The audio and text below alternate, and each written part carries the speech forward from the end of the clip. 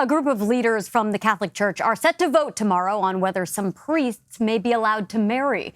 Pope Francis has been meeting with indigenous Catholics from the Amazon region in recent days about that possibility. Nearly 70% of Catholic Americans in a CBS News poll say they favor letting Catholic priests marry, but 25% remain opposed. Seth Doan has the details. Indigenous people and church bishops from the Amazon have traveled to Rome, lending an exotic flair to the Vatican, but also raising serious concerns. Pope Francis is concerned about the poor, the marginalized, and these people are the poor and the marginalized. I think Father Thomas Rees, a senior analyst with Religion News Service, explains one major crisis in the Amazon is the shortage of priests. There simply are not enough men coming forward who are willing to be celibate priests. So the question the bishops have to answer is, which is more important to the Catholic Church? Having the Eucharist and the sacraments in these places, or having a celibate clergy? A lack of clergy means some Catholics in remote areas may have communion only once a year. Pope Francis is taking part in these daily meetings. So is Mauricio Lopez, who's with the Amazonian church group REPAM.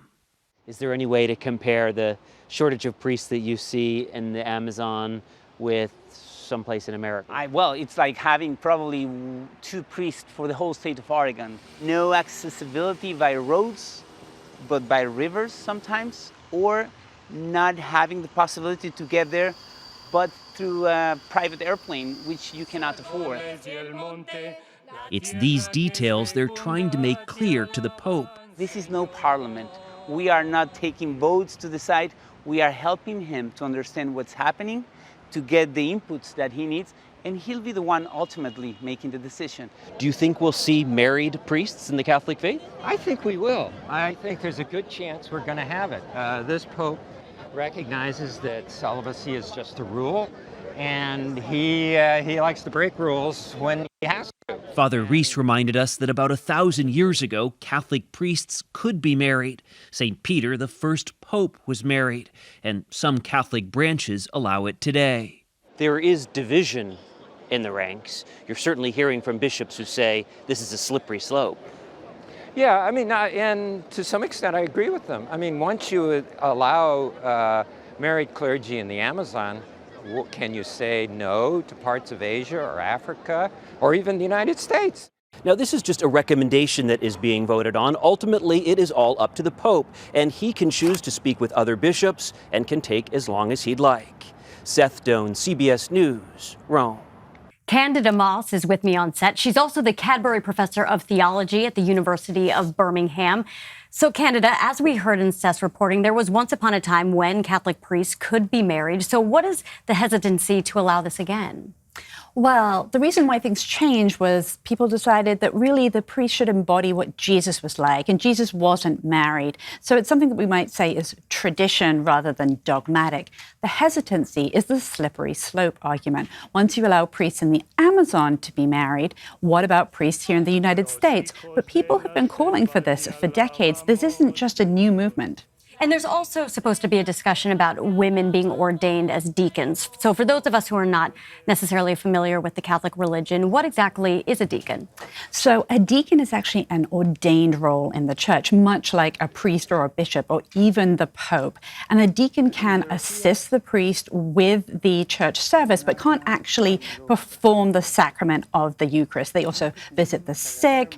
They help teaching in a diocese. They are sort of priests without actually being ordained, and they're not celibate, and it's sort of a stepping stone to the priesthood.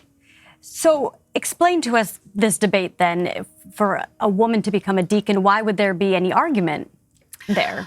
Well, the reason you might say there shouldn't be an argument is that there were women deacons in the early church. One of them is actually mentioned in the Bible. What people are concerned about here is, again, the slippery slope. Once women are deacons and they're standing up by the altar with the priests, how long until they say they want to be priests? All right. Well, supporters of Pope Francis, they paint him as progressive, as a reformer. Some critics say he hasn't moved fast enough. But based on what you know about him, should we expect any real significant changes? Well, those hoping for women's ordination should probably prepare for disappointment, because when it comes to the state of women in the church, this is why Francis is his most conservative. When it comes to priests in the Amazon, we might see something different. He's someone who's deeply concerned about the vulnerable and that those who are on the margins of society, especially in countries in Latin America, because he's from there after all. And so we should be concerned, because if people don't have priests in Latin America, we're not just talking about the sacrament of the Eucharist, we're talking about baptism, we're talking about funeral rites, we're talking about people's marriages. And this is a region that he cares about, so we could see some movement there. Candida Moss, thank you so much for joining us. Thank you.